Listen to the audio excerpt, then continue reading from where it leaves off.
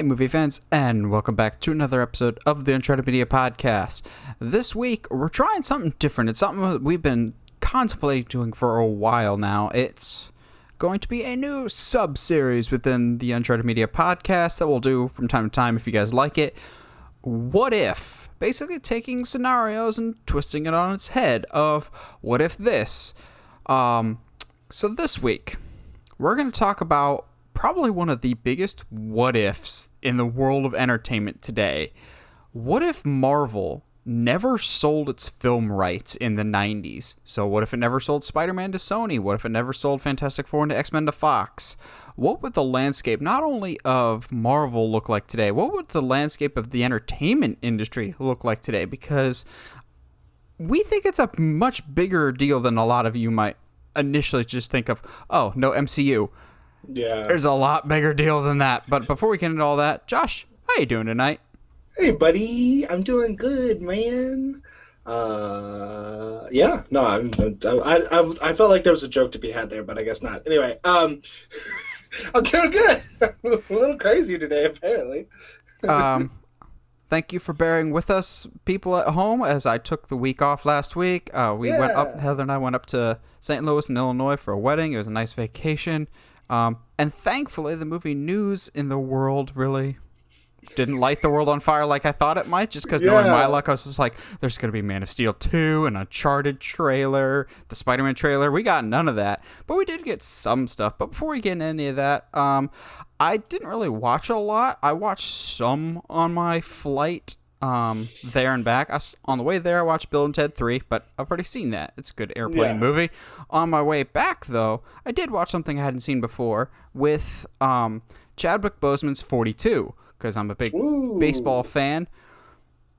It's really hard to talk about this one, because it's a person we hold very dear with Chadwick Boseman, and a larger-than-life figure with Jackie Robinson.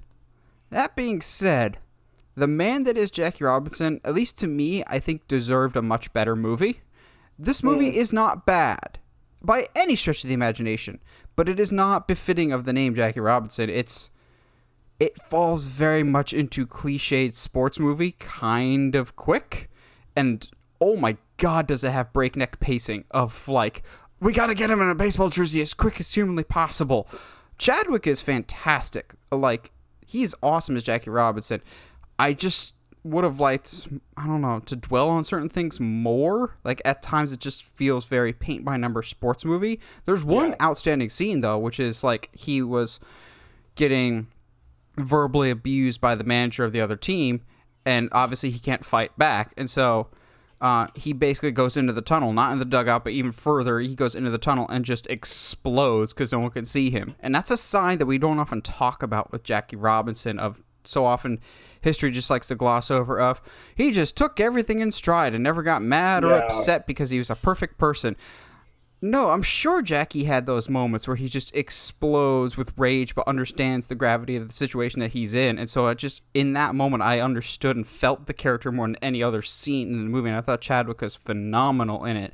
The other person that I really, really liked, and maybe it's just my diehard baseball fan in me, but John C. McGinley, a.k.a. Dr. Cox from Scrubs, as the radio announcer for the Brooklyn Dodgers, you could tell John C. McGinley put in a lot of work, as his radio calls sounded exactly like the original guy that he's supposed to be based off of, and he was outstanding. The rest of the movie was just kind of fine. It is, unfortunately, too much cliched sports movie for me. It wasn't bad, but I think the legacy of Jackie Robinson could have had a better movie, I think. Yeah, that's fine. That's why oftentimes, anytime anybody's like, we're going to make a movie about the real life of this person, I always get a little bit nervous.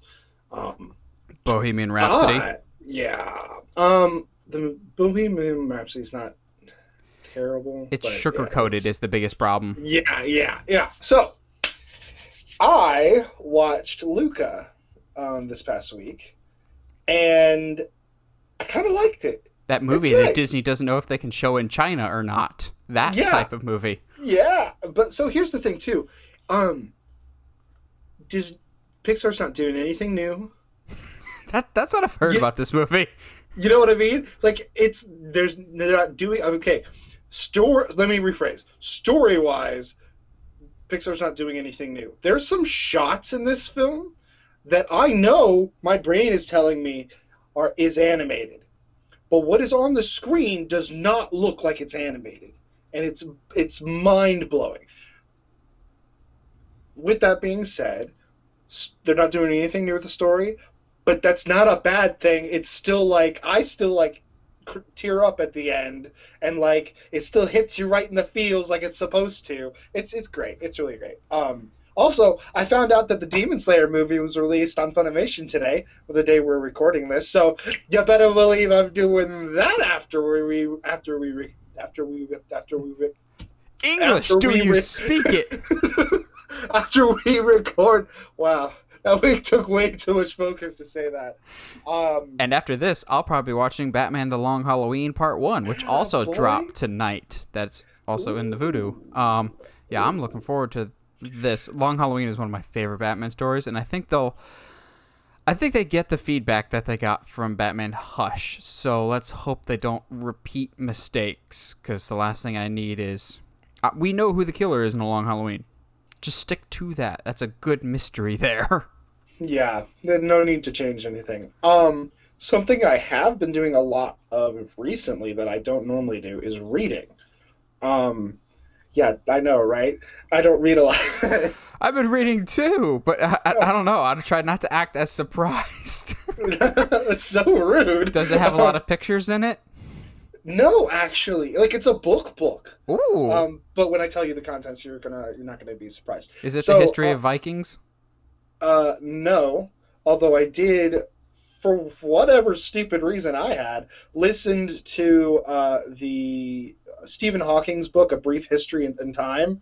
That's all about like time theory and stuff. And I was like, I don't know why I'm casually listening to this, but here we are. Okay, cool. But it is a book I found off of like a Facebook ad. It's called, I actually brought it because I bought the physical copy because it was so good. It's called Pilgrim. Oh, hold on. There it is. Pilgrim. It's by... Harmon Cooper. Yeah, I can't read that. You can't read that backwards. I can't read that backwards. But it's basically like if The Witcher took place in like ancient Japan. So it's cool. I like it. It's I've read two. I finished a book written by one of my coworkers. Actually, it's a horror book. Let me double check to make sure I'm getting the title right, because I wanted to make sure it's not like the place between the trees, but it's the town between the trees. The town between the town beyond the trees. I'm looking right at the book as I'm saying this, and I'm still flubbing it. Really, really good. It's kind of got a Twin Peaks X-Files vibe to it. It's the introductory chapter of a larger saga that he's working on that I'm super, super amped for. Also wanted to shout him out because he also listens to the podcast. If you guys want to check it out, it's pretty light read. I think it's only a little over 100 pages, so even Josh could read it. Oh, bro, you kidding me? I read this in like 2 days, and it's like holy 500 crap. pages. How was your staycation, by the way? It was cool. It was busy. It was busy. Like, it's one of those, like, let's do a staycation. All right, cool. So we're doing this today, and then after that we're doing this, and then this. So it was like, okay, I guess we're not relaxing on this staycation. But you cannot breathe. Whatever. Yes, absolutely. You ready to talk about movie news? Let's do it, my dude. So kicking us off, there's a weird movie news topic of just like, hell froze over, I guess, as Steven Spielberg has finally come over to the dark side that is the streaming wars. As it seemed like for a while there, Steven Spielberg was like the most staunch, like, anti-streaming there was, as I feel like a few years ago, he was like, there can't be any Netflix or Hulu movies up for Oscar consideration. Well, I guess Netflix must have backed up a truck full of money at this man's house, because now Steven Spielberg's production company of Amblin Entertainment is now working with Netflix to develop future film projects. Now, it's also important to note that Amblin will still be producing movies for Universal. That deal is still on the table. So Universal and Amblin are still like this. But Amblin is going to be spending some of those nights in someone else's bed, which I think is interesting. Considering Spielberg is still one of those like old school directors, this is just so surprising to me. I know it's not him specifically signing on to a Netflix movie, but come on, it's his company. Of course he has to have some say in this. You'd think that, wouldn't you? You think differently. As much as from what we'll discuss later, sometimes the person that the company is most known for doesn't really have much of a say in what happens to the company. I don't know, man. I mean, I'm going to take this as one of the best directors of all time saying, hey, just because I have been a little off my game lately, or just because haven't done a lot lately, maybe it's time to try something new, try something on a different format, see what other stories I can tell. That's what I'm thinking this as. I mean, Netflix is making moves, but time will tell whether those moves end up being good or bad for it. Because it's my mindset, and this is immediately where my mind always goes for stuff like this, Amblin works hand in hand with Universal. Obviously, we said that partnership is still strong as ever. Universal and Amblin work together on several theme park attractions throughout time. There was a Jaws ride. Screw that ride. It traumatized me for many years. It's gone now. It's where it belongs. I'm sure it was a great ride if I went on it now, but it traumatized me as a kid. That was one that Amblin and Universal worked together on. E.T., that cannot leave Universal. Steven Spielberg has expressed he's forbade people from getting rid of that. We cannot speak. We got no words today. Shotgun man. On the struggle bus tonight. But Amblin and Universal, the theme park side of it, have a pretty strong relationship. I would be very curious if this will extend to Netflix. If Netflix is able to make a connection with some studio and invading the theme park area, I think that could be a really, really interesting avenue there. And we've already seen glimpses of it as Universal has their annual Halloween Horror Nights, which, quick side tangent, tickets are now on sale for Halloween Horror Nights, and I kind of rejoice in the street as we're finally going to start getting some slow trickling down of official news of Jack the Clown is back. Tickets are on sale. They haven't announced Frequent Fear, which is like the season pass for it, like being able to go multiple nights, but I bring up Halloween Horror Nights because that's where Universal and Netflix have worked together before. They've done 2 years already of a Stranger Things house, and then there's rumors this year that they're doing a Haunting of Hill House. If Netflix wants to continue to test the water for theme parks, which could be a very interesting avenue, they already have a potential partner with Universal. Universal does not care who they work with. They've worked with Warner Brothers to do Harry Potter. They're working with Nintendo to do a Nintendo area. I could see them working with Netflix to do, I don't know how you'd incorporate into a theme park, but maybe like a Witcher area.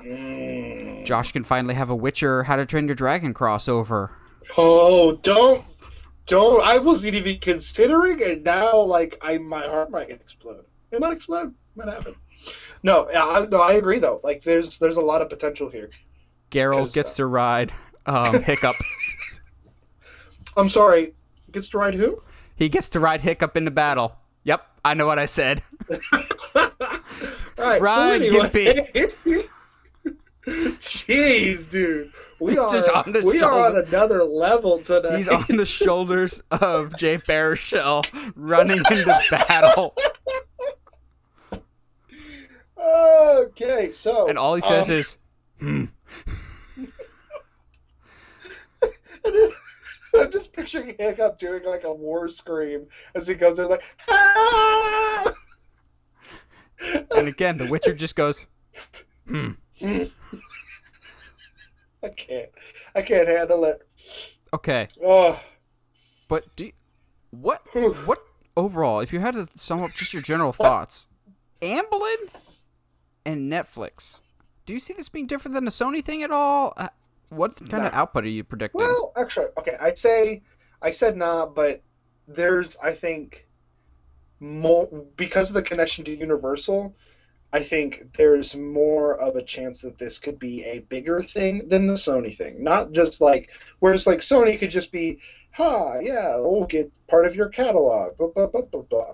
Whereas this can be more like, hey, this is our entrance into theme parks. This is our entrance into maybe getting considered for not Grammys, Oscars. For and stuff like that. Grammys. For Grammys! But no, yeah. Could West Side Story get considered for a Grammy? No, that's maybe actually. I don't know. the I don't know how soundtrack for the new Grammys work, Spielberg honestly. movie. I don't know how Grammys work. I'm gonna be straight with you. Yeah, I don't know Grammys I either. don't know if anybody knows. No. Well, let's get into a area that Josh and I definitely feel like we know a little bit better. Comic book stuff. It's nice to have comic book movies just in active production again, and set Yes. photos are wonderful. Now, we're not going to go too deep into like specifics of what's happening in set photos, or even going to be showing what's happening in set photos.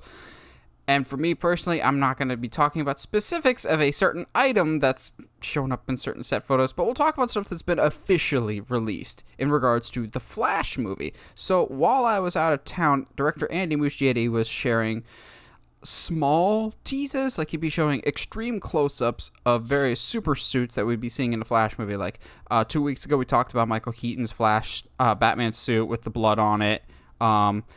He also shared a close-up of the Flash suit, which I'm going, that looks awesome. But the one that was catching everybody's eyes was the one next to it here with Supergirl's suit. And we've seen her now in set photos. So this is really accurate. And some people are freaking out going in the set photos, why doesn't she have a cape? You do realize most capes now are CG. Mm-hmm. I'll give Zack Snyder credit on that. He was way ahead of the curve on that and just basically threw out capes right off the bat with Man of Steel. And he didn't even have a practical cape for most of that. So he gets that.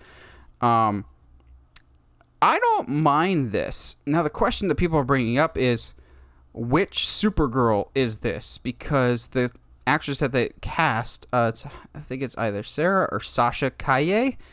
Not a well-known actress yet. I think this will be a big role for her.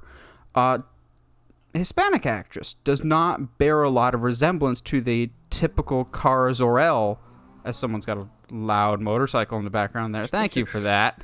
Then maybe one day I'll be that cool.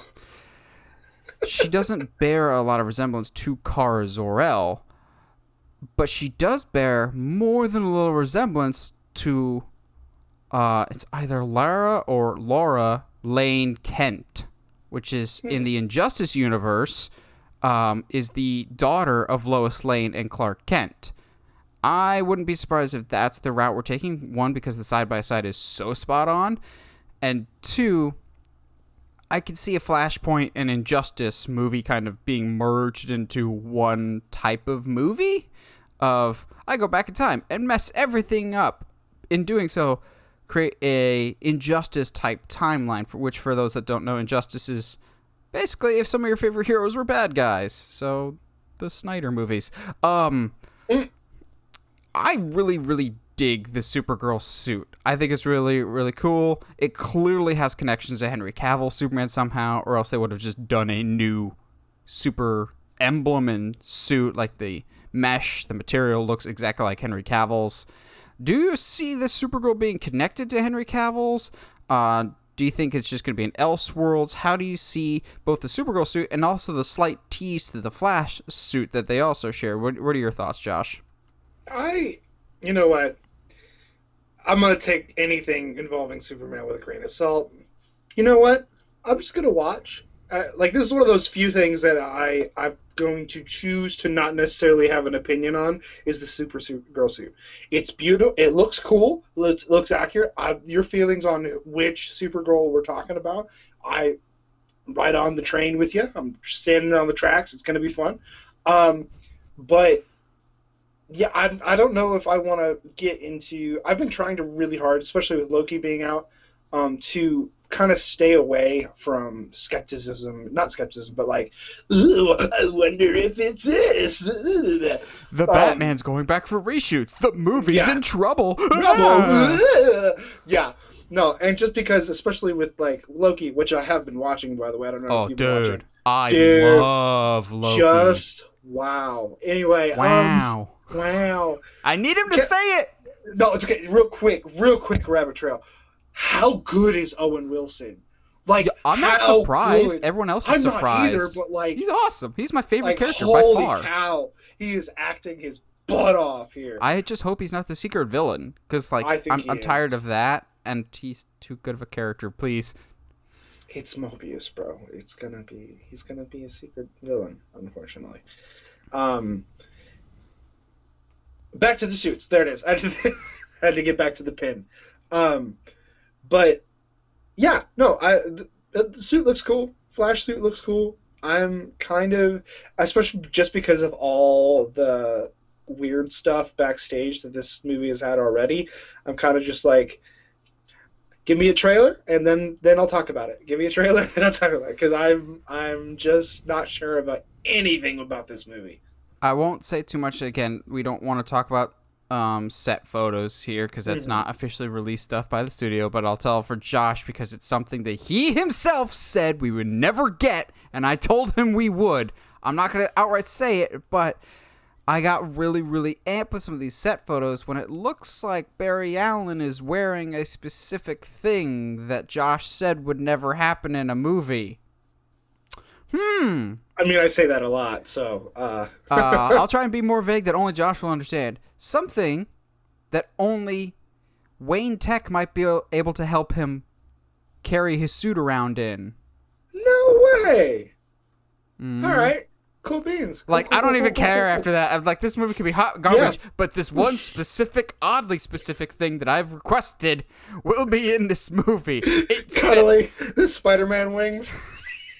Okay, I'm still pissed about that. What Josh is referring to, people, is I did a video years ago when Spider-Man Homecoming was coming out, a few days before the first trailer comes out, going, these are the things that I want to see in a rebooted Spider-Man. And in that video, I said I want him to have the spider wings that he originally had in the 60s comics, drawn by Steve Ditko. But I actually cut it out of the final video going, nah, they'll never do that. Lo and behold, in that stupid first trailer when he does this awesome thing off the Washington Monument, what has he got? Wings. I'm going, huh. But to be fair, Josh would be the exact same way. We could have a really crappy Green Lantern movie, but if Atrocitus shows up at least once, Josh would be happy for life. Oh, I would die a happy man. Like, Sinestro's cool and all, but give me Atrocitus, man. Like, oh, I'm scared. Oh, Sinestro's made me scared. No, Atrocitus shows up and you're scared, bro. Like, don't anyway. It's the cat. It's the cat. It's the cat. It's the cat. Carry on. Now, this, I think Josh was probably more excited for. Yeah. I also appreciate that more and more directors are just kind of aware. Like, more and more directors are coming from the geeky sphere, so they understand how geeks and nerds that prey on every single detail, like us, think. And so David F. Sandberg is definitely one of those people, the director of the first Shazam and the director of Shazam! Fury of the Gods. So he knew that this movie would be shooting outside and there would be paparazzi pictures. That's why we got that tease of the new Shazam suit from him.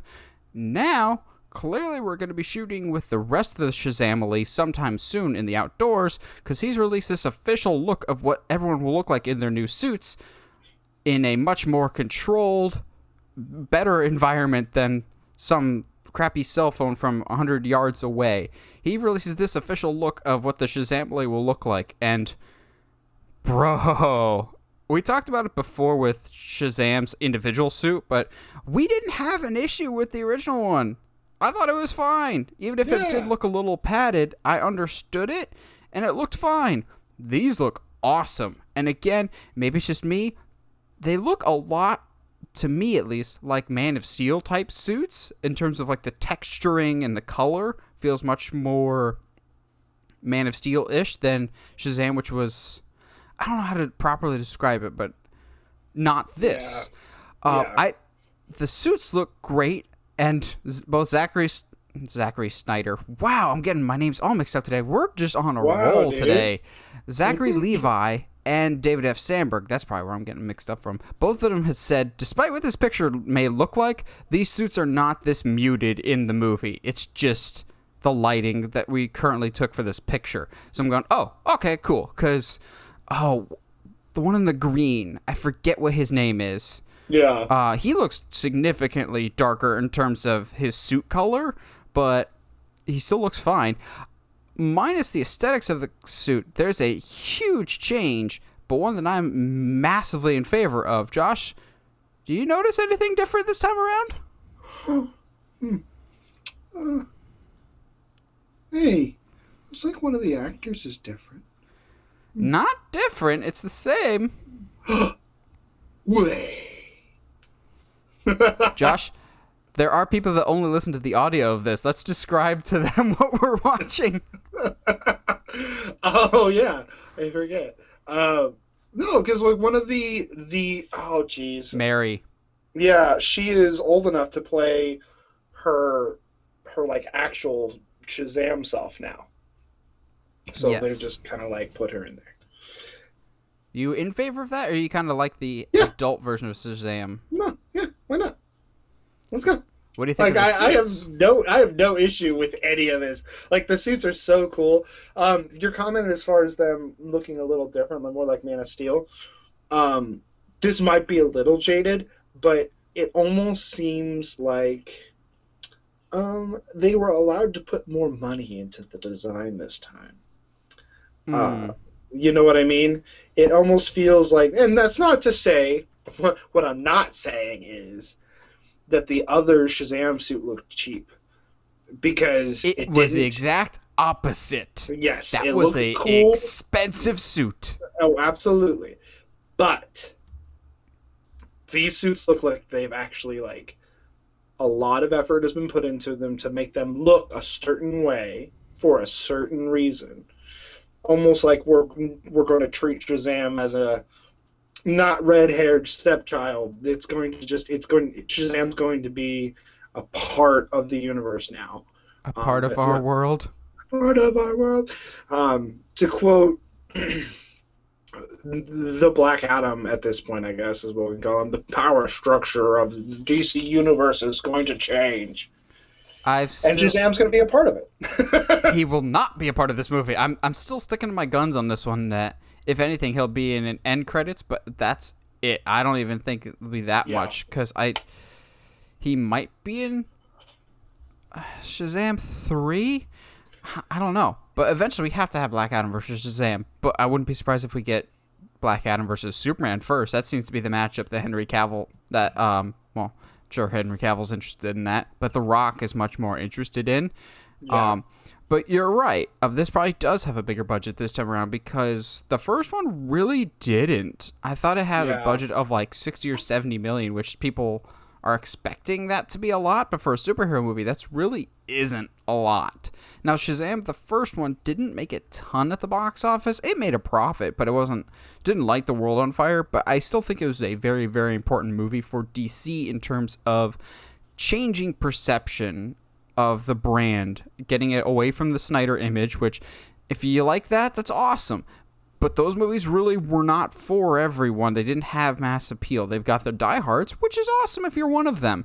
I am not one of them, but I think Shazam catered to a much broader audience and had much better reception from the general audience, that it started to change the trend. Combine this and Wonder Woman, started to have people go, oh, there are a couple diamonds in the rough here. And say what people will about Aquaman, it's still my favorite DC EU movie by far, just because it feels the most outlandish and comic booky. It knows exactly what it is, but Shazam's a very close second. I think those movies were instrumental in turning the tide and perception of, oh, there is a light at the end of this dark tunnel that is somebody else. I don't want to point the finger because that's too mean, but I do tend to point the finger at this individual a lot.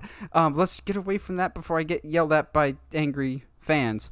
I'm happy to see this get a sequel. I think this will be awesome. I love David F. Sandberg. both as a filmmaker and just as a dude. He just seems awesome. I love his story of basically being a dude that started on YouTube and is now making superhero movies. I think that's super, super cool. Also, you gotta love your horror directors turn big time guys. Him and James Wan. I think that's always love to see that happen.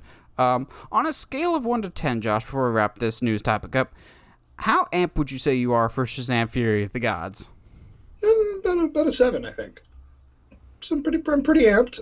I'm still like wary just because we haven't got a trailer yet. Well, it's not coming until 2023, so. Yeah, exactly. So like I'm keeping that a steady 7. I think once that trailer comes out, I think that'll change. So there's time, but I'm always down. Especially with the performance of the first one, I'm down to see where we go with it. So, off the top of your head, top 3 most anticipated future DC projects, like any that are down in the pipe. The Batman, being number 1. Same. Yeah, I mean, I figured anybody that listens to the podcast, that's a given. Kind of excited for Aquaman 2. Same, but just with some hesitancy because of... Yeah. There's a certain herd that I don't care for. We want to see it, but we don't want to herd it. And I want Static Shock so bad. I can't like, I know it's not it's like, happening. Quote, it's happening, but it's like not like confirmed. You know how this world is. People are like, no, I'm sure I don't know how this world is. Nightwing movie. Yeah. So I just hope it doesn't get stuck in development hell. So, but yeah, those are probably the 3. So Batman, Aquaman 2, and Static Shock. Now this one, I was initially very hesitant about when I saw the initial headline for it, just because there's a lot of places like misreporting what this is, and then when I did some more research, I just go, shut up and take all of my money, please. So what we are getting is a Lord of the Rings prequel, but not The Hobbit.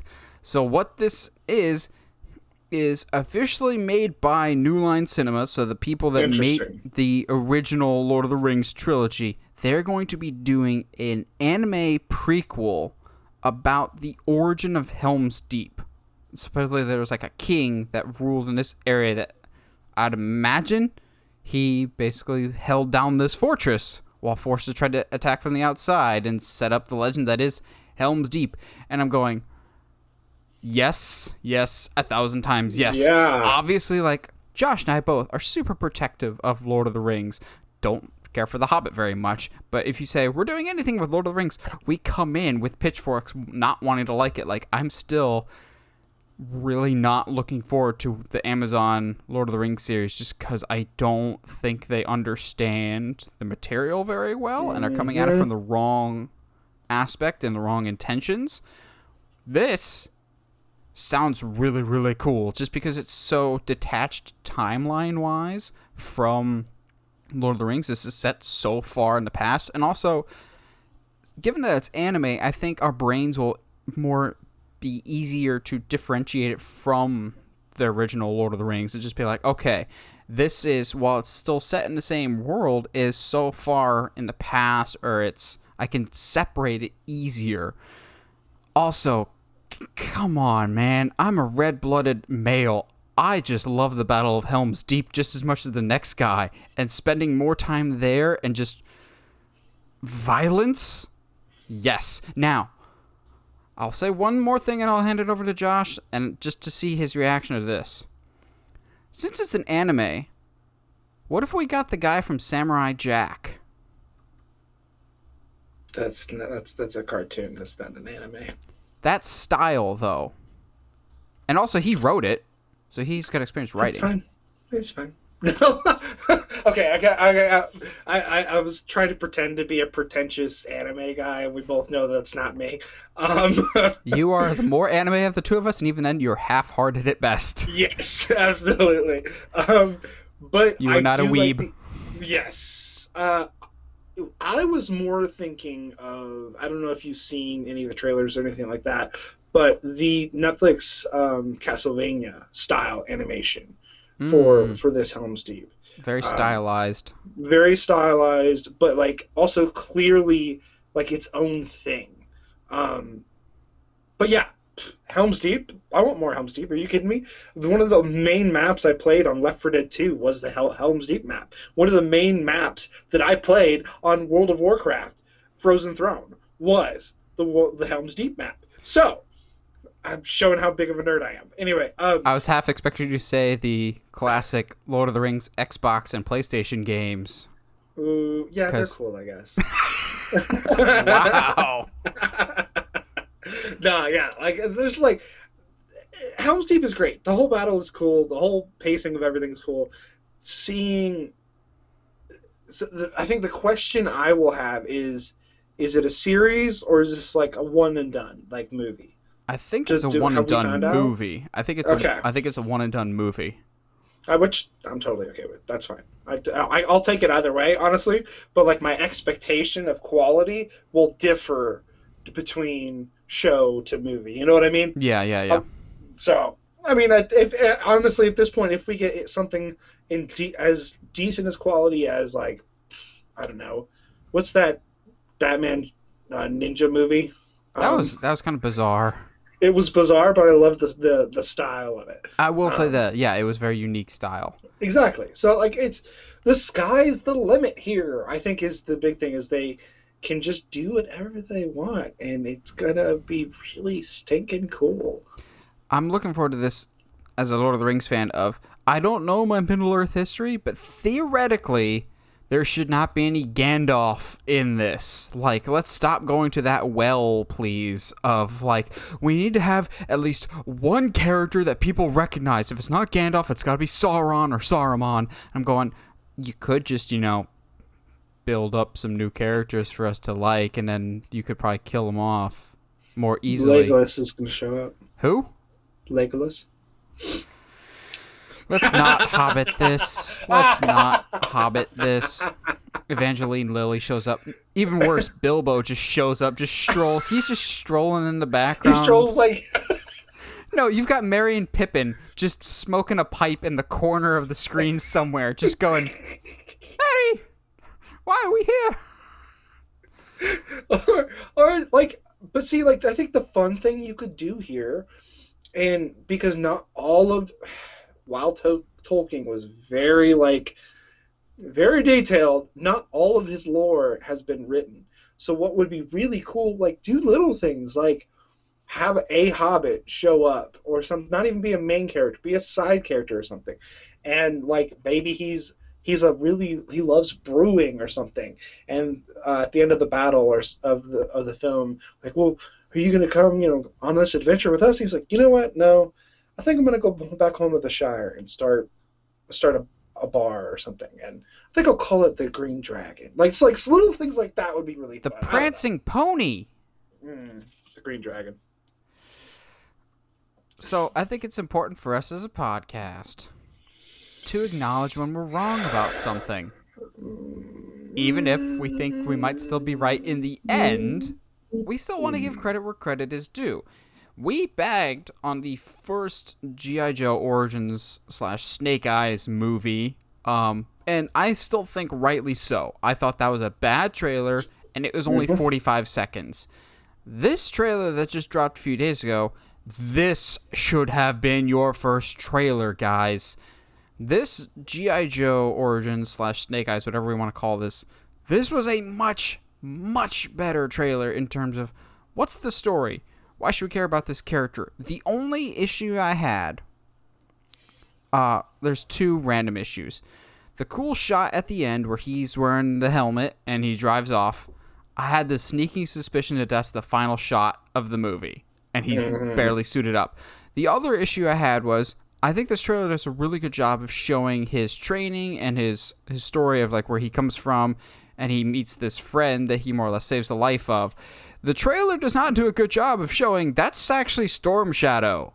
I saw that in a featurette that also got posted later that same day. I'm going, maybe you should have explained that better, because, okay, if this movie is about Snake Eyes versus Storm Shadow and the once brotherhood, now rivalry, You should have opened with that. That's a great idea. If that's what this movie's about, then I've done a complete 180 and I'm interested in this movie.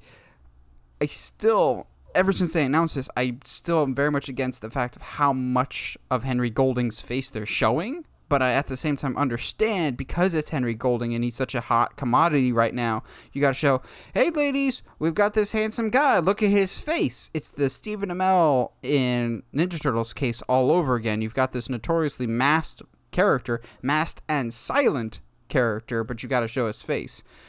I also was not expecting nearly as many G.I. Joe tie-ins as there are in this trailer of, here's Cobra. I'm going, oh, so is he already with the Joes by the time he's in this movie? Because I always assumed, like, he was with the Joes, and then he discovers about Cobra and everything else. Like, I still have issues with this trailer, and I still have a lot of question marks about this movie, but I thought this trailer was so significantly better than the first one that I thought it was only just to give credit where credit is due.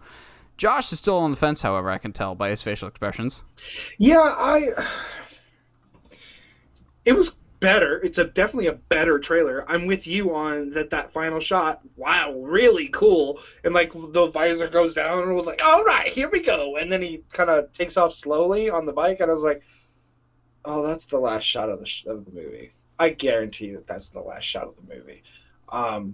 So my other issue, I guess I'm also kind of floating some story ideas around in my head about how they could work here, because maybe they're trying to retell some things here.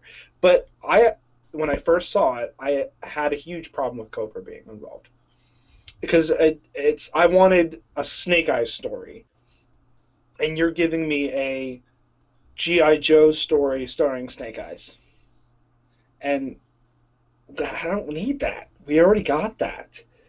However, this comes with your comment of you thinking that Snake Eyes being with the Joes is when he figured out who Cobra was or whatever. You know what I mean? What if we're in the mood of rewriting some stuff, Cobra is the reason that Snake Eyes' master dies, or whatever. And so he joins the Joes to go after Cobra, and then finds out that Storm Shadow is with Cobra, and so then you have that rivalry means more. Okay. To me, at least. Okay. And just pull it, but that's me pulling it out of my butt. And honestly, I don't think that this movie has the balls to do anything like good storytelling. So, it's not like we have two previous movies to tell us otherwise. Yay! I think it's me. This is a lot like Transformers, except we've been burned a lot less than Transformers. There's just 2 bad movies here as opposed to, 5 bad Transformers movies? But who knows? Transformers had Bumblebee, which we will still continue to sing that movie's praises. So maybe this is the Bumblebee to the G.I. Joe franchise that it so desperately needs. Maybe. Because I know studios executives want this to do well so they can restart their G.I. Joe franchise. And I think long term, maybe it's just me, I still think they want that G.I. Joe Transformers crossover at some point. Oh, Because studios want that money. Because if you've got studios contemplating, and I can't believe these words are coming out of my mouth, if you've got studios contemplating, or at least teasing the notion of a Fast and Furious and Jurassic World crossover, we cannot rule anything out anymore, including good taste, because I don't want to see Dom race a raptor unless he gets eaten, and then the raptor starts piloting the Charger. That sounds a lot more interesting to me, because no thank you. I don't need I'm to horrified. Hold on. I am horrified by 2 things in that what you just said. One, that anyone would consider a Jurassic Park Fast and Furious series crossover. 2, piloting a Charger? Yeah, I want to see a raptor driving a car. No. You said piloting. Yeah, piloting can be interchangeable for driving. Oh, jeez, I'm sorry. Apparently I'm allergic to that idea. Oh, man. Anyway. You don't got sneezes. You got family. Oh, stop. honestly, I'm surprised that we've gotten to this point at Fast 9, which that comes out this weekend, doesn't it? Yep, and we were not going to have a discussion related to that somehow because I've not seen a single one besides Hobbs and Shaw. Okay, well, the first one's fine. I enjoy it. Were there... And Guys, Tokyo Drift is cool. Guys, And let's all acknowledge that Fast and Furious is turning 20. Like, the first movie they're stealing DVD players. Like... Jeez. I was 8 when the first one came out. And now I was 9 when the first one came out. Oh, no! And Josh just immediately became that old man in Last Crusade that chose the wrong cup and immediately just aged rapidly. Yes. Josh and I still very much have our doubts about this G.I. Joe movie just because we've been burned. Not just burned, but burned hard because, I'm sorry, those 2 G.I. Joe movies were so egregiously bad. I hated them. So, except... for the cliffside fight, Josh. I know you're going to bring it up in the second one. Also, like, the one thing that I did love about them, and I never, and that to me opened my eyes a little bit, was I really liked Channing Tatum as Duke. Yeah, and then they decided to kill him off! And they killed him off, which is really sad. But it opened my eyes. I was like, bro, maybe Channing Tatum isn't just, like, eye candy guy. And then he did Jupiter Ascending, and so now I was like... Jupiter Ascending. Our merch is ascending? I don't know. Something Nope. Ascending. Wachowski merch Matrix. Nope. We just have merch. I'm trying to segue into a merch segment plug, but it's not working. Plug into the Matrix. Plug into where you can buy merch. I'm just gonna stop now. No, let's do that. Get plugged in. You need a T-shirt with the Uncharted logo? We got it. You need a cup with a mug for your coffee in the morning with an Uncharted logo? We got it, bro. Go check out the link in the description below. We have merch, bro. Go check it out. The more you guys buy, more you pick it up, the more designs we'll be able to do. And trust me, both Nathan and I have some hilarious designs. What you got, Nate? And now, because of this sponsor plug, you know, and knowing is half the battle. Bring it full circle. I'm flipping. No, you're gonna have to finish the podcast because I can't do the. Yeah, I'm done. Bye. Oh, you don't want to talk about this fun world that is what if scenarios? We live our lives in what if scenarios. So yes, we've been wanting to do this for a while. We've got a really big one. I don't know when we'll do it. Sometime when there's something Star Wars related, because it is a Star Wars related what if is our big one in our back pocket that I think will be fascinating. But today we're going to be talking about a Marvel what if. What if Marvel never sold their film rights? So for those that don't know and just came into the Marvel train in the Iron Man days, they're just like, oh, cool, Iron Man's always been popular. No. In the 90s, buddy, not just Marvel, but DC, the comic book industry was about to flatline. And so, we need some proper context for this. Bro, I actually did a ton of research on context. Dude, me too. I'm so excited. I love it when Josh does research. It's so it's so unnatural. It is. It's so crazy for me to know what I'm talking about. But no, okay, so I don't know about you, but the more and more research I did into why they ended up going bankrupt to begin with, was the more and more I was like, this is the company in which there is $1 billion movie franchise is now in place of? What? All right, so we're talking early 90s.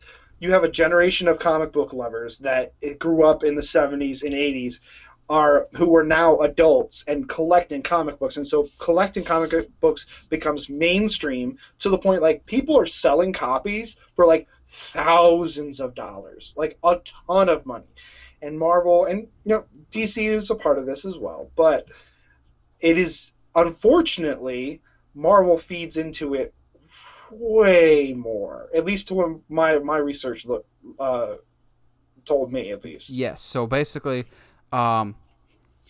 what Marvel would do is people would be buying these comics like they would buy back in the day Beanie Babies. They saw them as investment, not entertainment. So a dude would buy like 10 copies of one comic and read one, store 9 for later.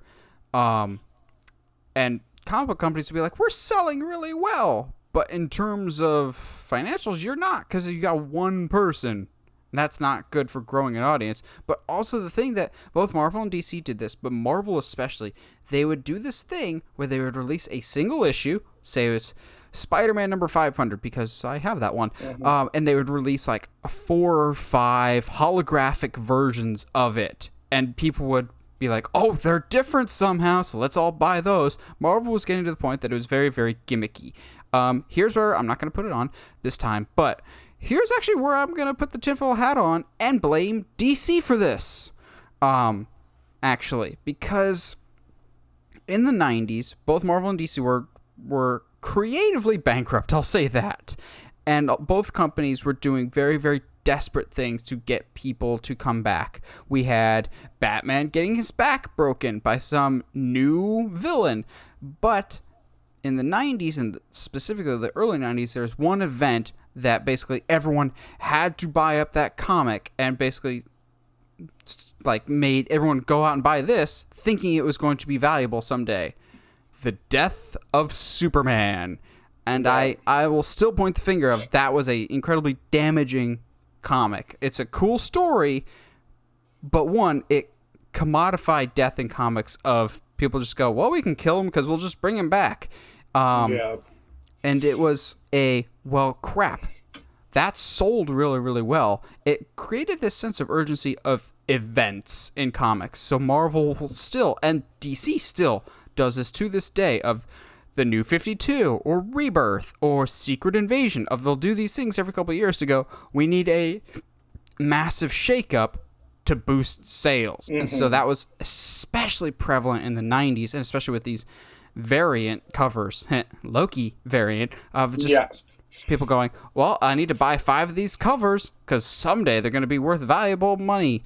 And they're not. Don't get me wrong. They're not. Comic books can still be an investment, but only select ones. Like, I have Tales of the Teen Titans number 44, first appearance of Nightwing from 1984. That's valued at about $40 to $50, depending on where it's at. So it's worth more than your average comic, but still not a massive investment unless you have a mint condition Action Comics number 1, first appearance of Superman in 1938. Your comic's not going to be worth a whole lot. But the industry was telling people that it would be worth a lot of money someday. And to the point where in 1993, in a Marvel execs board meeting, somebody warned Marvel, if y'all keep this practice up, it's going to cause a massive bust in the industry. And, you guys will never be able to sell comics ever again. And Marvel, the owner, Ron Perlman, at the time, was kind of like, all right, cool. And then started selling Marvel stock at 40% more than what it was actually worth. So, when the bubble bust in, literally later that year, sales dropped by 70%. So, that did not end well. No. I don't know. And that's the thing, too. And I think for you and me, hindsight is always 20/20.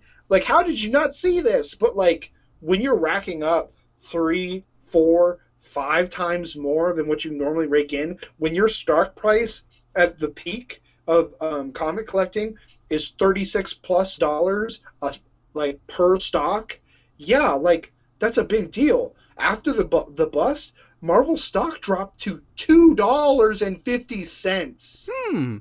AMC. Yeah, a lot. And some of this stuff was so interesting of the legal battles, and so from 96 to 98, at least that's what I have. Basically through legal battles and reorganizing the company, Ron wanted to make some decisions, and the stockholders were like, no, that's going to affect the stock price too much. And Ron was like, cool, I'm going to file for bankruptcy, and that way I can reorganize the company however I want. And that's when a lot of stuff got sold and a lot of stuff got kind of put to the wayside. To Ron's credit, a lot of that was because he saw the future of like, hey, we need to make movies eventually, and so part of the whole bankruptcy was for him to start Marvel Entertainment Studios, but still. Yeah, so we're going to take this story from here and kind of do our Back to the Future split timeline while also kind of paralleling the timeline that actually happened. We got to go to 1993 when we talked about things started to crash. 1993 is the first sale, is when Marvel sold the film rights to Fox for X-Men. I think it was both X-Men and Fantastic Four, but in my research it just said X-Men at the time. So maybe the Fantastic Four deal came separate, or it was all in one, and the article that I was reading didn't say it. But 93 is when Fox acquires the X-Men from Marvel. So that would later go on to be 2000's X-Men, which is where we're going to have our first parallel between the real world and this interesting what if, so to speak, of Josh, in your research, did you happen to find out one very important person that worked on the first X-Men movie as his first film credit ever? Well, it's not. Is it Hugh? I think it's Hugh. No. Hugh Jackman. No. Not who I'm talking about. This person is an off-camera personality. I actually don't know.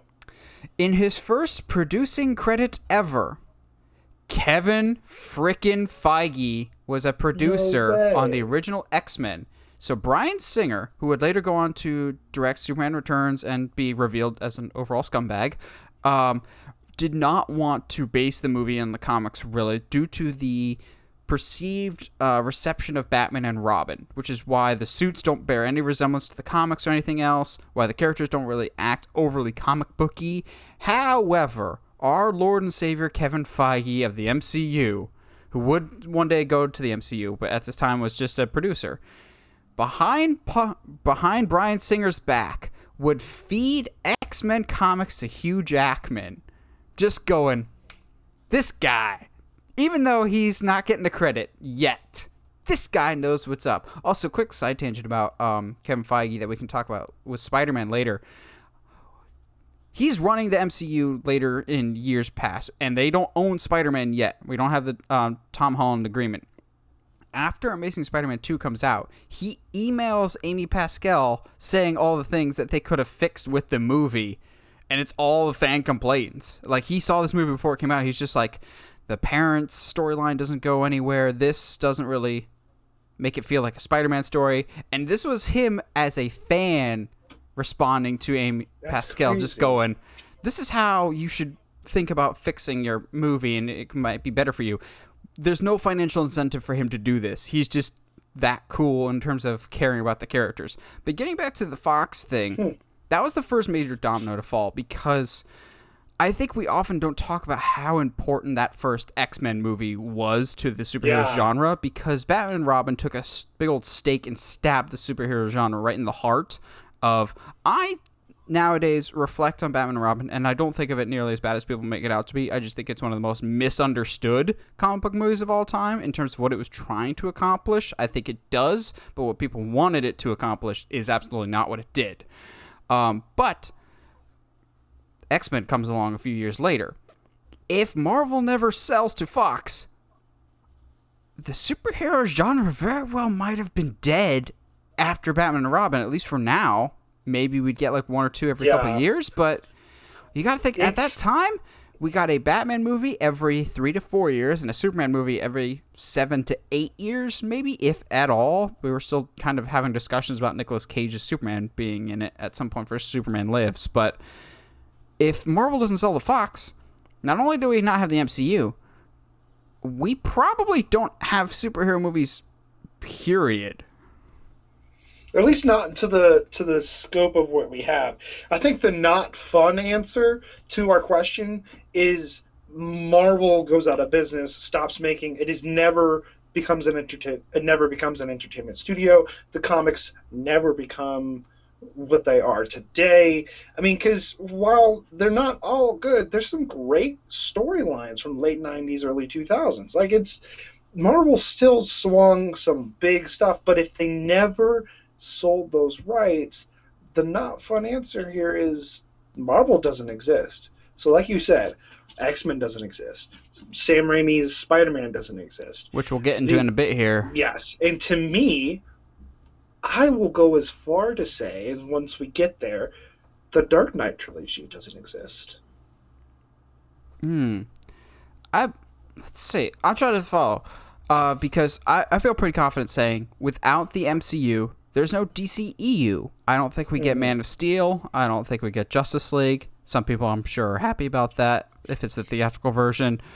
I know for a fact if we don't have the MCU, we don't have Tom Cruise's Mummy movie, because Universal's not scrambling to make a dark universe, so... Well, but, like, I think that's what's important here, too, though, is that the idea...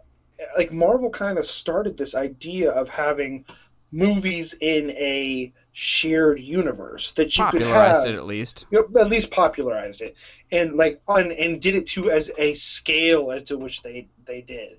I mean, even, say what you want about the Fox X-Men movies, they're all tied together vaguely at times, but tied together in certain ways. And that kind of thing really hadn't been done to that scale before then. Mm-hmm.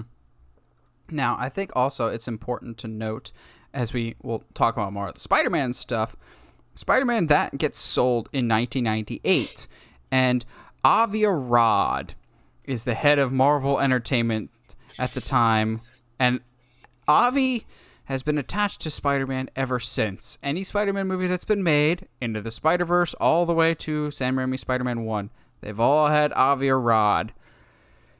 I am not a fan of this man. A lot of the issues that have come up in the Spider-Man franchise over time can be traced back to Arad somehow, of wanting to shoehorn in Venom into Spider-Man 3. It was an Arad decision. Insisting on putting Iron Man in the Spider-Man movies in the MCU. That's an Arad decision. It's interesting to note that when he was first brought on as the head of Marvel Entertainment, which would be the film division at the time, so the Sony Spider-Man movies, he came from a toy background. I'm going, that explains a lot. Because, of course he does. Yeah, he was the former head of Toy Biz, and he became the head of Marvel Films, and he's still there. I'm going, no one else is still there from the beginning, except Kevin Feige, but he started at a different position and worked his way up the ladder, whereas Avi Arad is still choke-holding Spider-Man, and I'm not the biggest fan of it. But there's a lot to unpack with the Spider-Man thing.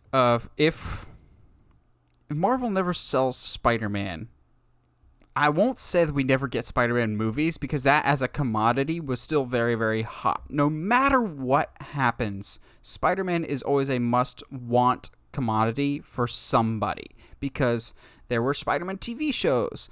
Not very good ones, but there was live-action Spider-Man properties before they made a movie.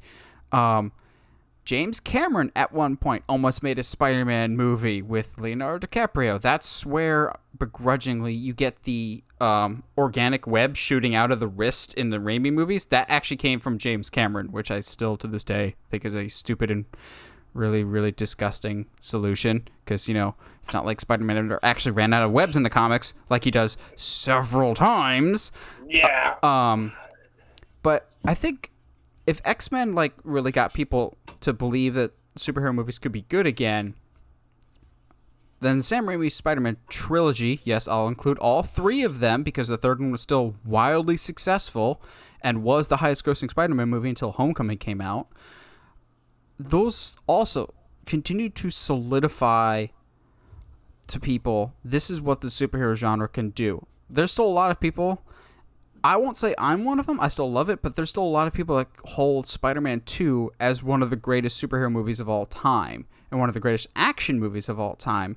So without Marvel selling to Sony, we don't get that. We don't get any Spider-Man movies, at least from Sony. And I know some people are going, yay, that means no Sony Spider-Man movies. I'm like, I know I'm guilty of this too. We have our issues with how Sony treats Spider-Man.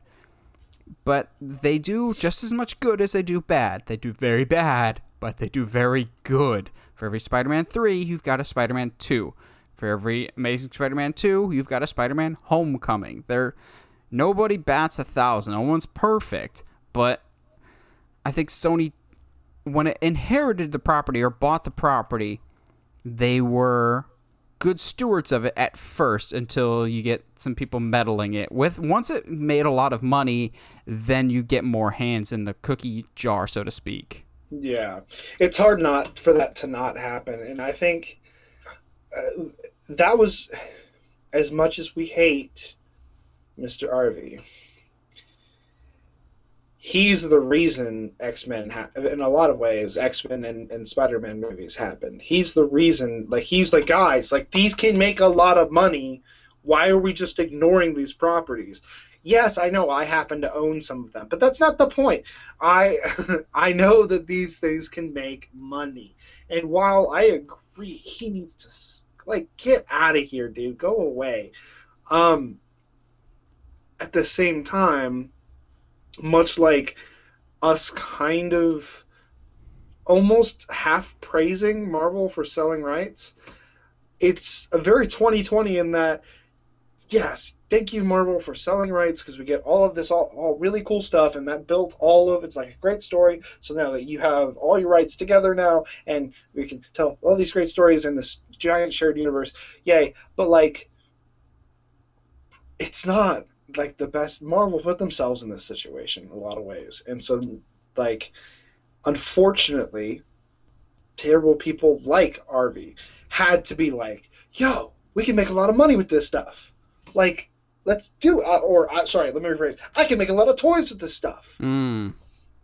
But here's the thing, Yeah, people wish that, like, well, man, I wish Marvel had all their characters in one universe.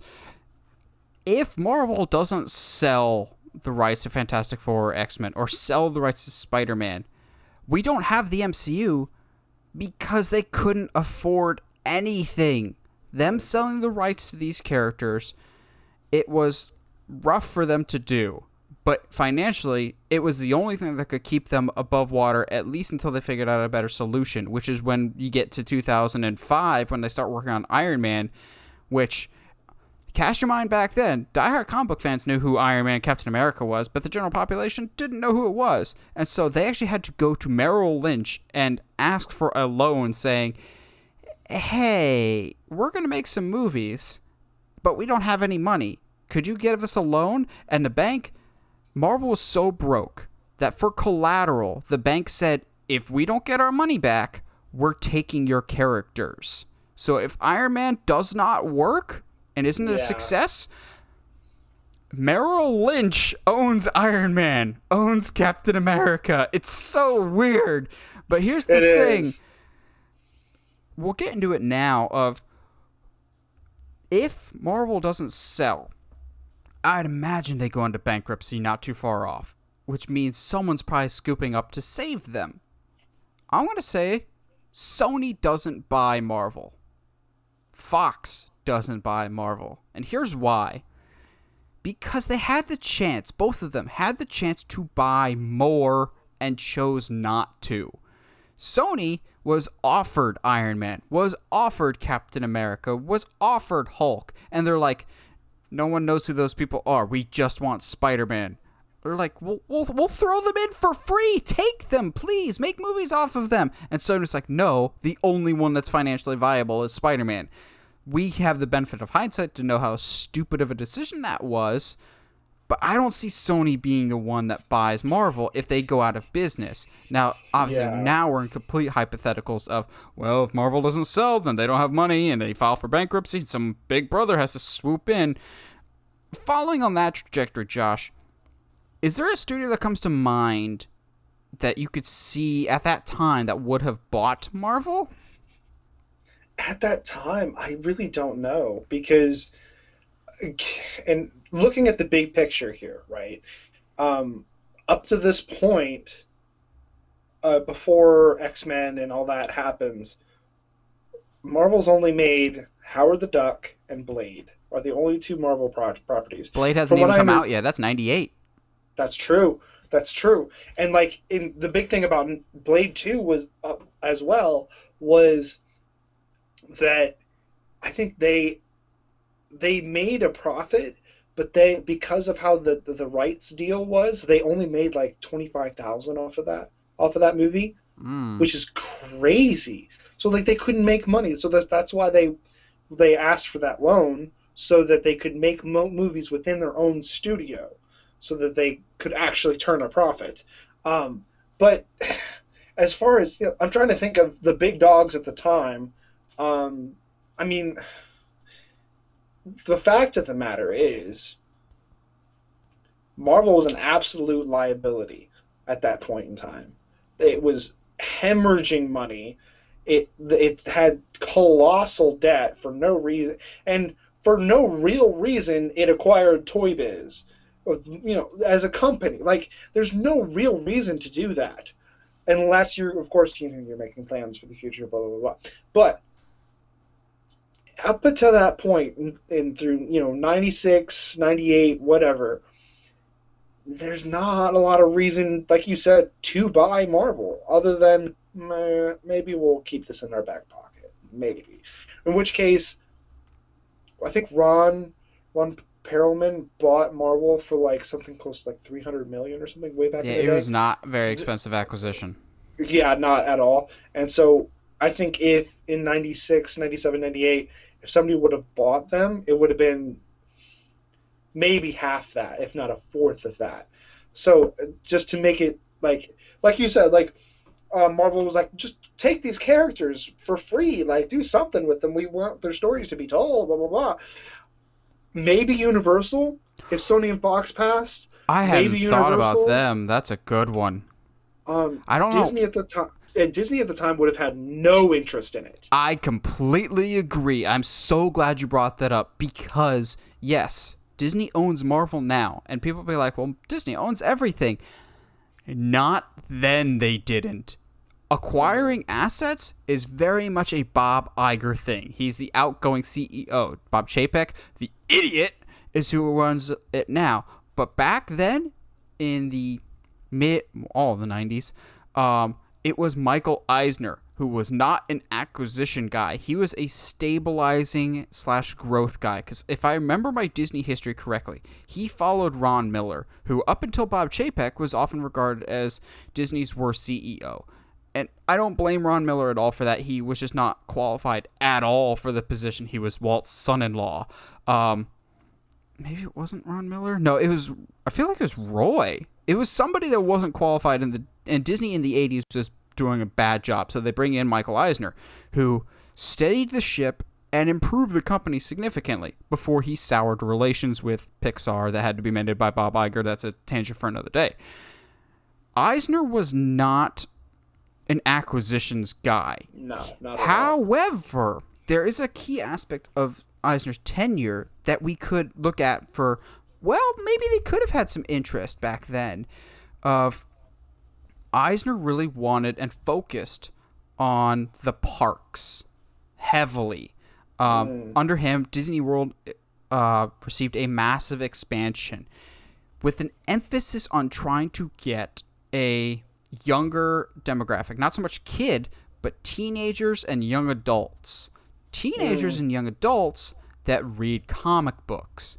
But again, this could be where that tricky Universal thing comes in to play. You brought up Universal. Universal at this point, if we're talking 95 to 99, is already deep in construction on, at the time, Universal Escape, which would be later named Islands of Adventure and one of the biggest marketing blunders of all time, which just so happens to have a Marvel-themed land.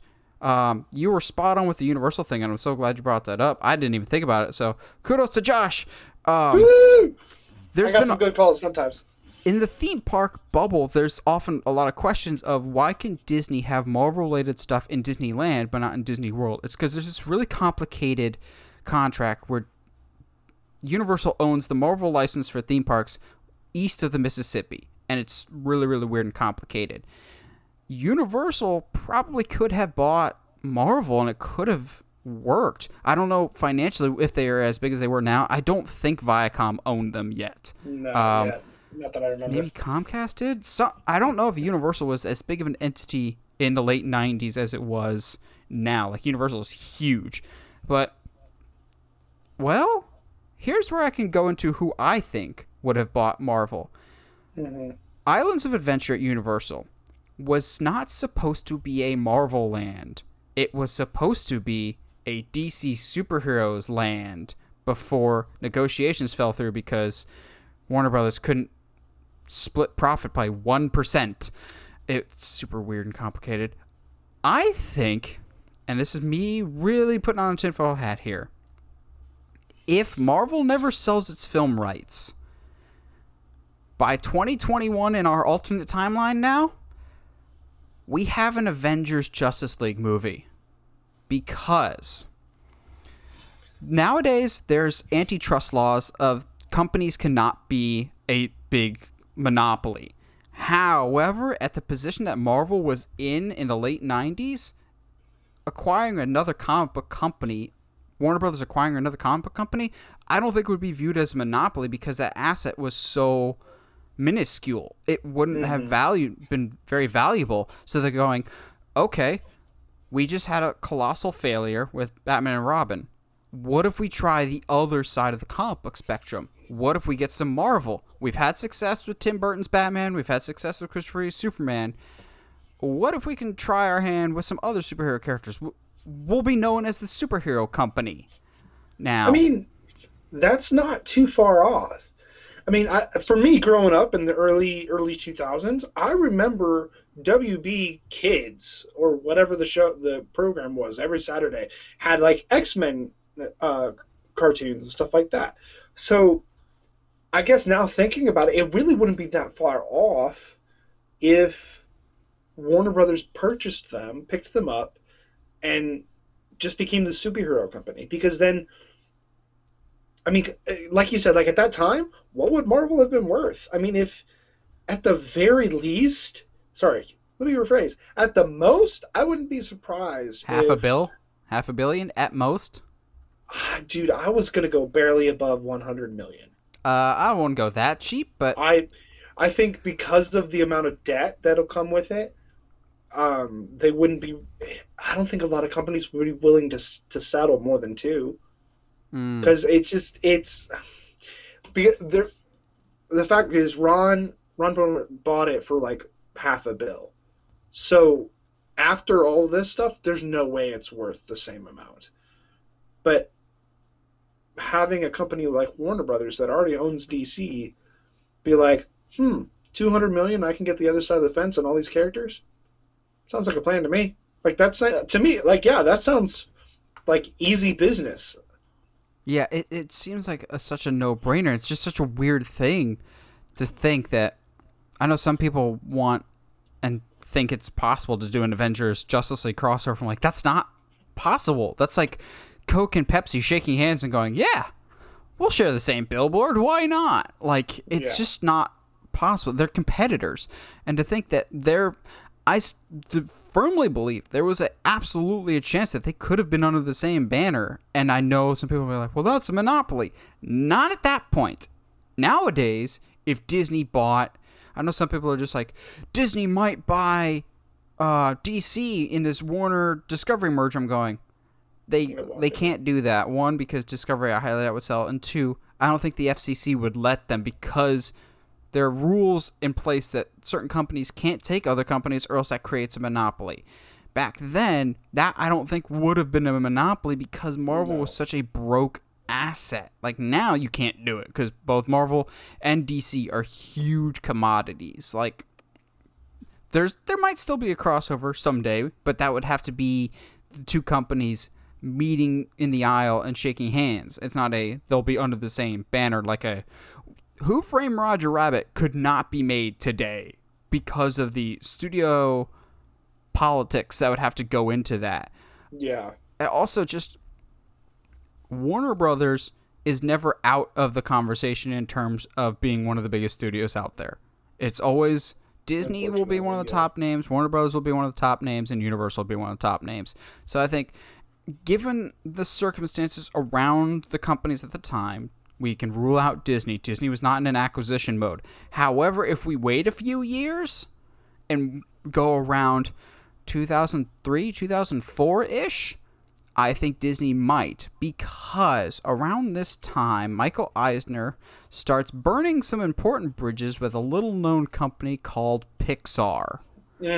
And Disney almost lost Pixar forever as a partner before Bob Iger, in one of his first decisions as CEO and one of his smartest decisions, Disney bought Pixar. I think around that time when Eisner's still in charge, if he's still butthurt at Pixar for things that are super, super petty, he might just go out and say, we don't need you anymore. We've got this instead. We don't need your animated movies. We'll make our own animated movies. And I could absolutely see them making animated, maybe in the style of like a Treasure Planet or Atlantis, because that was very, very popular around this time that Marvel is selling stuff to do these type of movies animated, which I'm sure not a lot of people would want nowadays, but back then, you take your superhero movies when you can get them. Yeah, absolutely.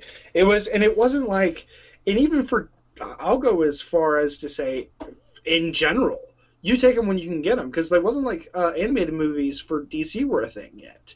Like, it's not like... Nope, you had Mask of the Phantasm and Christmas 92, that was it. That's it, and it's hard to... Christmas 93, actually.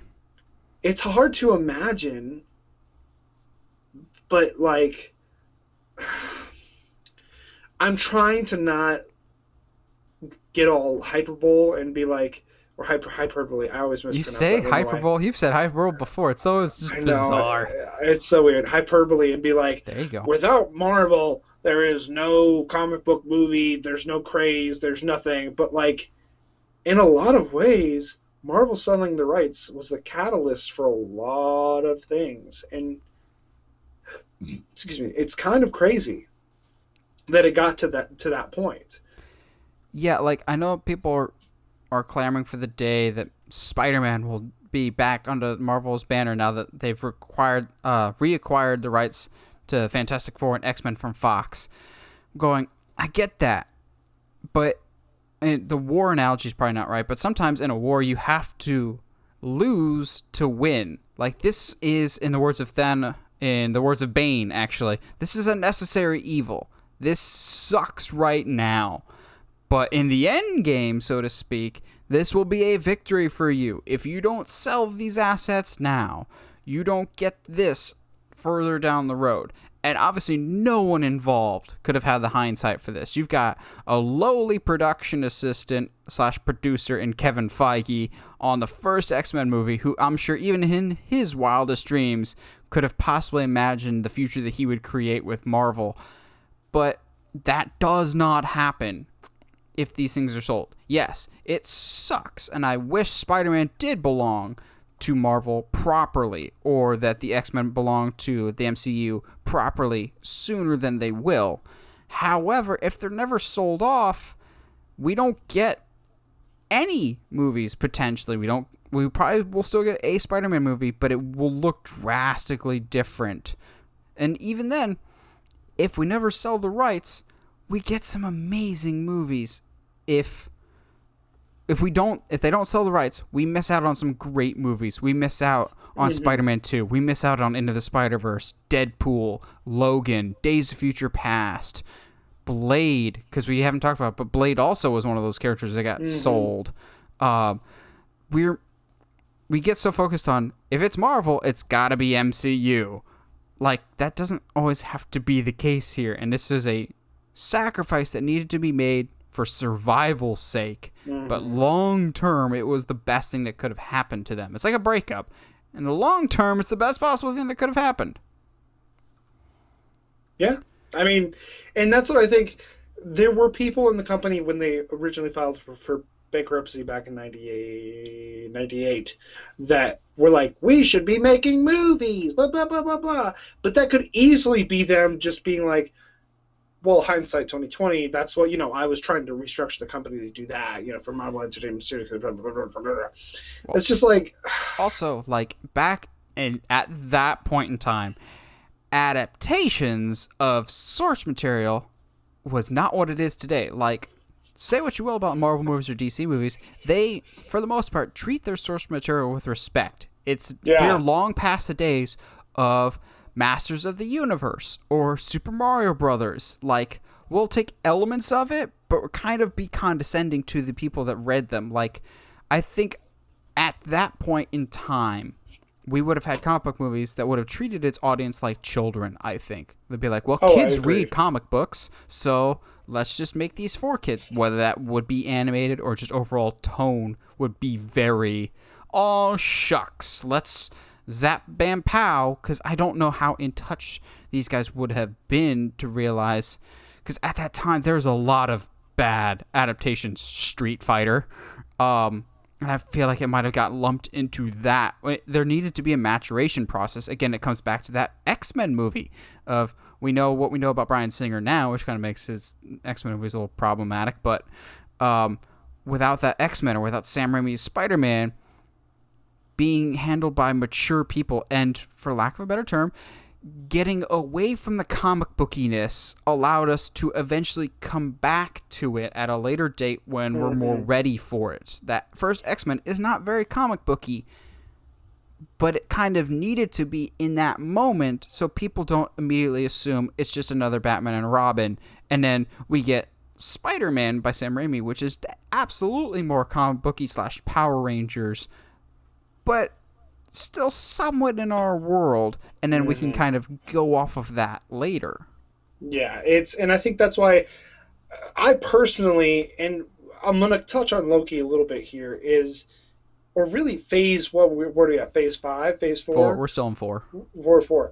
I'm super excited for phase 4, because at the end, originally when Endgame happened, I was like, well, now what? Now what are we going to do? And I don't feel like I was alone in this thought that Marvel was just going to be done and nothing ever was going to be as good as Endgame. And now, all of a sudden, Kevin Feige's basically sitting there like, we got him now. This is where the fun begins. Time to go full comic book on him. And to me, I think it's going to work. I'm super excited for the future because Kevin, in some ways, has played the long con. Yes, he's waited. He's a patient guy. He was like, we're not going to give the fans exactly what they want right off the bat because they won't come back if we do that. And you know what? Connecting dots. Maybe he saw what happened with Marvel, with the collector's boom and stuff like that, and was like, maybe giving the fans what they want right off the bat is not always the answer. Boom. There's gotta be a better way. And guess what, guys? That appears so. Which is where two things. He's always played the long game, and I think that's why the MCU has worked so well. If you'll get things that like Avengers Assemble, that moment is so cool because that was finally paid off after it had been teased for so long.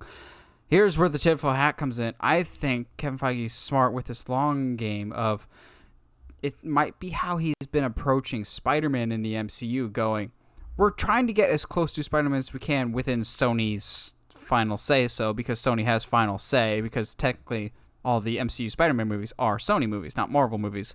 It's complicated, but I think he's playing the long game, especially on Spider-Man, to go, all you have to do, Sony, is get bought out by somebody else or decide to sell or anything, and we immediately get it back. I think he's just being uber patient with Spider-Man. That's why, as much as we've been complaining about at times of just like, where's Uncle Ben? Where's this? Where's this? He's really taking the slow burn. One, because he understands that Spider-Man is such a prized possession for Marvel, but two, he understands if I just wait this out, we may have this wholesale and it might fully belong to us. And then they can tell the stories that he wants to tell and go as hard in the paint as he wants to go without like Kareem Abdul-Jabbar. Yeah, boy. But no, yeah, it's and I think we've said it several times today. Without Marvel going bankrupt and having to sell rights, we don't have. I'm going to go ahead and say it. we won't have action movies like we do today. We won't have certain styles of storytelling that we do today. The style of a hero's story was really only told by Star Wars until you got Joseph books. Campbell, but yeah. But you know what I mean. Hindsight is 2020, man. It's easy to say and be like, man, they were the smartest people in the room. I think we might need to change that phrase and say hindsight is 2021 because we want nothing associated with 2020. So anyway, but yeah, no, it's easy to sit here and be like, yeah, they made the smartest decision, but survival is always the smartest decision. Yeah, I want to make it clear. Them as a company put themselves in that position, and they're lucky to still. Yeah, they are lucky to be around right now. Yes. Well, what do you guys think in this hypothetical world that we've created? That there is Marvel didn't sell their film rights. What kind of movie world are we looking at? Endgame would clearly not be the #1 movie of all time. What's the landscape looking like for the modern movie? Do you think it's drastically different? Do you think it barely changes at all? Let us know in the comments below. It was like came from you guys. And as always, if you like what you hear and you want to hear more, subscribe to us on whatever audio platform you're listening to us on, whether it's iTunes, Spotify, Google Podcast, or YouTube. And if you haven't already, subscribe to us on YouTube. I'm going to throw this out there. We have a new goal by the end of 2021. Help us get to 500 subscribers. We're getting pretty close. We're at 445 right now. So help us get over that threshold because you love us. And as always, stay sharp, movie guys and gals.